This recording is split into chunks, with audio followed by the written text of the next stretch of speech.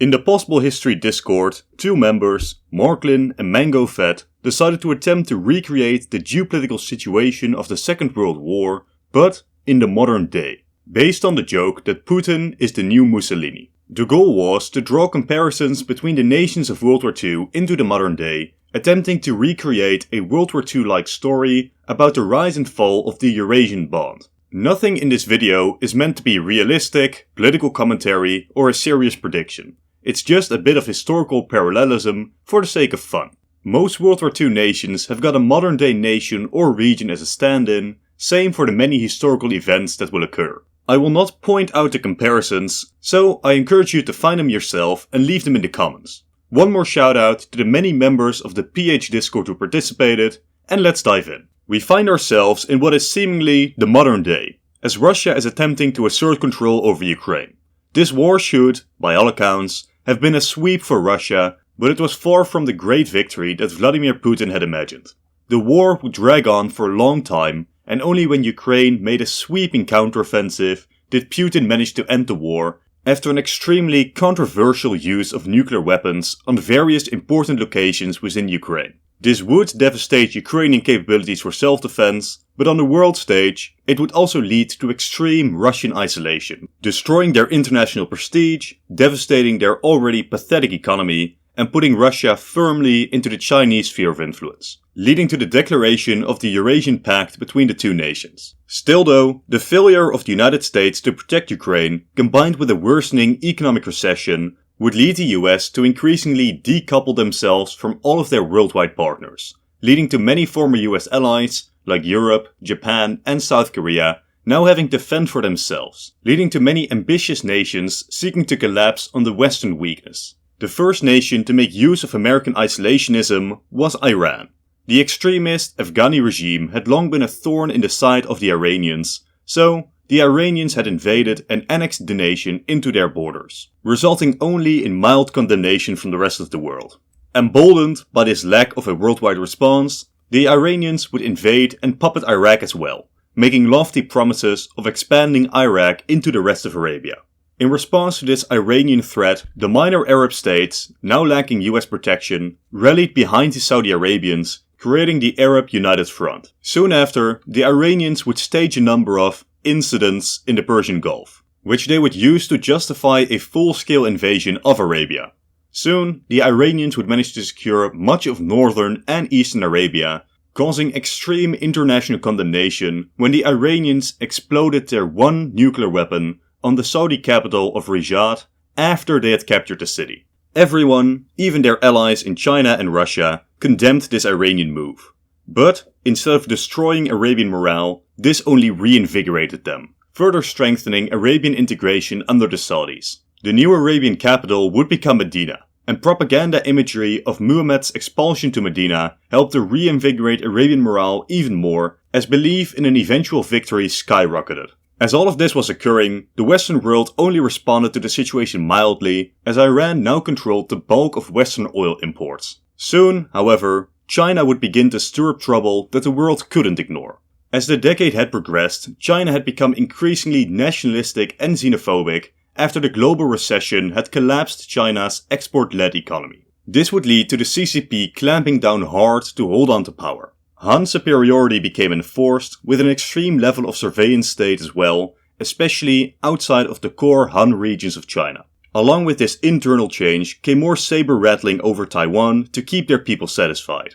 With the US and their sphere of influence now out of the picture, Taiwan, fearing invasion, decided to hold a referendum over whether Taiwan should integrate into China. Chinese officials were even given oversight over the elective process of the referendum, but this wasn't enough for Xi Jinping.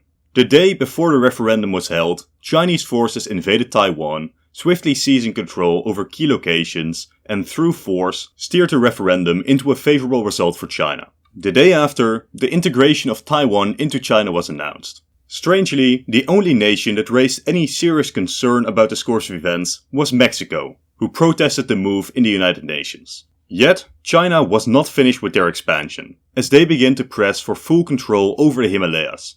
Japan and South Korea met up with Xi Jinping and Vladimir Putin to discuss the future of the Himalayas. It was decided that China should back off from Nepal, while Bhutan would cede some mountains that nobody cared about to China to keep them satisfied. Bhutan, Nepal and India were not invited to this conference. The Japanese Prime Minister would return to Tokyo and announce peace for our time. But when he turned his YouTube on mere hours later, China had already fully annexed Bhutan, as Xi Jinping proudly announced how the cowardly Japanese and Koreans had sold out Bhutan to rightful Chinese control. To make matters even worse, China and India would shock the world by signing into effect the Yi-Yashankar Pact. Despite the traditional opposition between China and India, they had now come to an understanding regarding the division of spheres of influence in South Asia. India would be awarded Pakistan, the more populated regions of Nepal, and parts of Myanmar. In exchange, India and China would deepen their cooperation in terms of resources and technology, as the two proudly announced their intention to supplant the Western powers as the two global superpowers. Emboldened by the lack of opposition to Chinese and Iranian actions, the Russians would begin to expand as well, announcing a full protectorate over Belarus while starting to pressure Moldova, Finland and Kazakhstan for other concessions. The world would be shocked again when China fully invaded Nepal through the difficult Himalayan terrain. Despite the very clear risks of such a conflict, Japan and South Korea responded with their own declarations of war against China, arguing that if they didn't, soon all of Asia would belong to the Chinese or their allies. Obviously though, there was little that the allies could do but watch and blockade the Chinese coast, as China and India divided up Nepal between themselves. India would use this opportunity to continue their own expansion elsewhere. Soon, Sri Lanka would be annexed into India, and the reunification of the Bengali Tehsil was announced after the destruction of Bangladesh. India would continue to demand much of Myanmar's coastline to bolster India's position on the oceans, after which they would turn their attention west to their true goal, Pakistan. India demanded that Pakistan retreat from Kashmir and surrounding territories. Despite Pakistan knowing that, without Chinese or Western aid, they couldn't win this war long term, they still resisted Indian demands. In what would later become known as the Monsoon War, the Indians would massively underperform due to skilled and tenacious Pakistani armies and guerrillas. The war came to such an extreme point of frustration for the Indians that they launched hundreds of nuclear weapons against the Pakistanis. Amazingly though, Pakistan proved just how far anti-nuclear technology had progressed by shooting down all Indian nukes aimed at important targets. The Indian failure to break Pakistan and their desperate and cowardly usage of nukes ensured the downfall of India's international prestige as Xi began to contemplate a future Chinese invasion of India. Still though, Pakistan couldn't hold eternally and eventually had to cede some territory to the Indians. But back to the main war, China was seeking to limit the effects of the Japanese naval blockade across Southeast Asia. To this effect, China would strike into Indochina, overrunning Vietnam, Laos and Cambodia in a gigantic show of force. Xi had hoped that this would be enough to scare the rest of Asia into joining his side, but most remained hesitant. Thailand would be the first to join China after China forced Myanmar to cede territories to them. Interestingly, it would be Myanmar itself who would then join China out of fear of India and with Chinese promises of future land expansion. From here, China would launch an invasion of Malaysia, securing much safer sea lanes for Chinese shipping. From here, China would launch naval invasions of Borneo and the Philippines. The Japanese would desperately attempt to defend these islands, only to be humiliated further when they fell to the Chinese anyways. It had now become terrifyingly clear that even the seas were not under Japanese control, causing doubts as to the point of even continuing this war at all. The Chinese war machine could now be pretty easily fueled by Indian and Indonesian imports, and China seemed unstoppable. So, China looked at their two final continental enemies, South Korea and Japan. Despite North Korea being in China's alliance, the South had reinforced the border to such an extent that a direct Chinese invasion became unfeasible. So instead, the Chinese committed to an absolutely unprecedented cyber attack against Korea and Japan, the largest in history to this very day, sending the Korean and Japanese armies into complete disarray, finding just the slightest gap in the South Korean lines within the confusion and flooding through. Soon, the Korean capital was surrounded and Japanese forces were attempting to flee the peninsula. As the rest of South Korea had already fallen, Korean soldiers bravely held the line around Busan as Japanese forces were evacuated. Officially, all of Korea was now unified under Kim Jong-un's Democratic People's Republic, but in practice, most of South Korea would remain in Chinese hands to serve as the Chinese offensive and defensive outpost against the Japanese. With China seemingly on the winning side, the Russians decided to flex their own military muscle, launching invasions of the Baltics, Moldova and Finland at the same time, drawing the entire European Union into the war as well, who would soon be joined in solidarity even by non-EU European nations. This resulted in a much stronger response to Russian aggression than expected, and their offensive would not only be halted after the Baltics, the Finns even threatened to march to St. Petersburg, thoroughly humiliating the Russians. China was looking upon the whole situation in disbelief. They were planning an invasion of India, but they couldn't risk the Japanese and Europeans defeating the Russians. This would lead to China slowly putting more and more oversight on their Russian allies. The Chinese would demand Central Asia and the Caucasus allow Chinese military forces through. The Caucasus would accept, but the Central Asians would unify into the Stani Military Federation, in order to better stand up to Chinese actions. Obviously though, this wouldn't be enough, and a joint Chinese-Italian invasion would destroy the Stani militaries. The regions would then be reorganized into a series of Chinese puppets, where especially the Uzbeki-led southern Stanistan would see horrific atrocities committed, to such an extent that even the Chinese and Russians urged the Uzbekis to please cool their behavior. Now though, the road from China to Europe is open, and elite Chinese forces would manage to cause devastating damage to the European front lines, almost threatening the collapse of Poland and managing to fully push the Europeans from Scandinavia. But despite China seeming unstoppable, the British still managed to hold out despite numerous naval and air attacks. Eventually, the Chinese realized that it wasn't worth it to keep smashing their head against the seemingly irrelevant Japanese and decided to refocus on their true goal, the conquest of India. Modi, the president of India, had gotten plenty of warnings of the coming Chinese invasion by their own intelligence network as well as American and Japanese advisors, yet he stuck his head in the ground and the Indian army was completely surprised by the invasion. The main invasion rushed through the Himalayas, seizing vast amounts of the northern Indian plains, causing massive damage to India's core regions. Meanwhile, from the east, the Chinese invaded through Myanmar, seizing much of eastern India as well. Initially, the Bengali would welcome the Chinese as liberators, but as China began to impose Han hegemony over the region, using extreme war crimes against the population, most sympathy for the Chinese in the Indian subcontinent would die out. But despite impressive gains by the Chinese, they were starting to face issues. On all of their other fronts, the Chinese could use their numerical superiority to achieve victory at any cost. The Indians, however, were so plentiful in number that after regrouping, the Indians managed to stabilize and even push back against the Chinese at places. As the war turned long, the Chinese advantage over the Indians seemed to decline. Meanwhile, Iran had, as discussed before, secured much of the Middle East. They were, however, beginning to draw the ire of the United States by threatening Israel. Despite American isolation, they had never stopped defending the Israeli. These Iranian threats against Israel would cause the US to come out of their slumber, massively stepping up their Lend-Lease aid to the Allied forces while placing an embargo on Iran.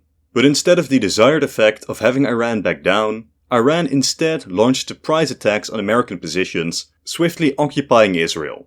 Iran had hoped that this would cause the US to back down, but instead, American President Biden announced that after this cowardly attack, the US needed to return to the world stage. The Iranians would, however, seize the initiative by invading the Sinai, blocking the Suez Canal, and seizing eastern Anatolia. The US now fully reintegrated the European military into the former NATO model, taking charge of the Mediterranean battlefield. Russia and China now feared that the US and Europe may just overrun Iran, so, to prevent this from happening, both sides also declared war on the US, making it a full world war. With the combined industrial power of the US and the manpower of India, the tide would now begin to turn for the Chinese and their Eurasian Pact. The US and Japan had an intense debate on how the war effort should be focused from this point forward. The US favored recapturing the Asian islands, setting up for naval invasions on the Asian mainland, defeating the Chinese with the Indians, and then refocusing on defeating the much weaker Russians and Iranians. The Japanese, reasoning in the exact opposite way, considered it preferable to focus on what they refer to as the feeble ice crown of Eurasia, pushing the Russians from Europe and beyond, demoralizing the Russians to the point of surrender. The Japanese plan would eventually win out and the Russians would swiftly be pushed back. Meanwhile, despite Chinese attempts to regain the advantage, the Chinese war effort in India began to grind down.